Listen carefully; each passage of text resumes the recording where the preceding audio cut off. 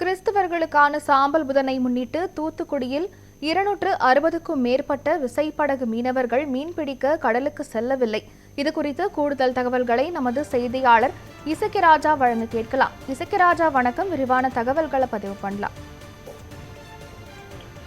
நிச்சயமாக அதாவது கிறிஸ்தவர்களை பொறுத்த மட்டும் இயேசு கிறிஸ்து பிறப்பையும் அவருடைய சிலுவையில் அறையப்பட்ட நாளையும் கொண்டாடுவது உலகம் முழுவதும் வழக்கமாக இருக்குது. அவருடைய பிறப்பை எப்படி கிறிஸ்துமஸ் பண்டிகையாக கொண்டாடுகிறார்களோ அதே போல அவர் சிலுவையில் அறையப்பட்டது நினைவு கூறும் வகையில சாம்பல் புதன் அப்படின்னு இந்த புதன்கிழமை அறையப்பட்டதுனால இன்றிலிருந்து அவங்க தவக்காலமாக ஆரம்பிக்கிறாங்க. அதை நினைவு கூறுற வகையில ஒவ்வொரு வருஷமும் பாத்தீங்கன்னா இந்த 40 நாட்களை தவக்கால நாட்களாக கடைபிடிச்சு வராங்க. அந்த காலங்கள்ல அசைவ உணவு உண்பதில்லை, வேற எந்த பெரிய அளவுல பணிகளுக்கும் போகாம நாள் முழுவதும் இறை வழிபாடுகளே தங்களுடைய பொழுது காலத்தை கழிப்பது வழக்கமாக வச்சிருக்கிறாங்க. அந்த வகையில இன்னைக்கு பாத்தீங்கன்னா தூத்துக்குடியில் உள்ள பனிமய மாதா தேவாலயம், திரு இருதய தேவாலயம், புனித அந்தோனியார் திருத்தலம் அப்படி உள்ளிட்ட பல்வேறு தேவாலயங்கள்ல சிறப்பு திருப்பலி நடைபெற்றது.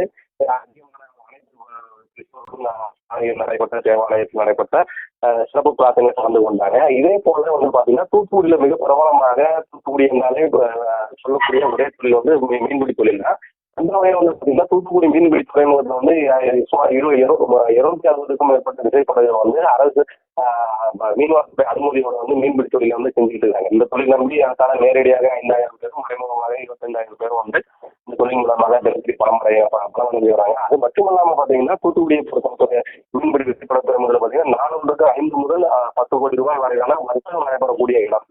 மீன்கள் ஏற்றுமதி வாங்கி செல்லக்கூடிய விஷயத்துல இந்த அளவு அந்த வழக்கமா நடைபெற்று வருகிறது. இருந்த போதிலும் இந்த தவக்காலத்தை முன்னிட்டு இன்று இந்த 260 விசைப்படகு மூலம் கடலுக்கு செல்லாமல் இன்று முதல் 40 நாட்கள் கடலுக்கு செல்லாமல் தங்களுடைய படகுகளை கரையில் நிறுத்தி வச்சிருக்கிறாங்க. அவங்களும் காலையில் ஏற்பட்ட சிறப்பு தொழிலை பிரார்த்தனையில் ஈடுபட்டாங்க. அதே போல மற்ற நேரங்கள் மீனவர் தங்களுடைய படகுகளை பழுது பார்ப்பதால் வலைகளை சீரமைக்கிற பணிகளை தொடர்ந்து மேற்கொண்டு வராங்க. தங்களுடைய முழுமையான தகவல்களுக்கு நன்றி இசக்கிராஜா.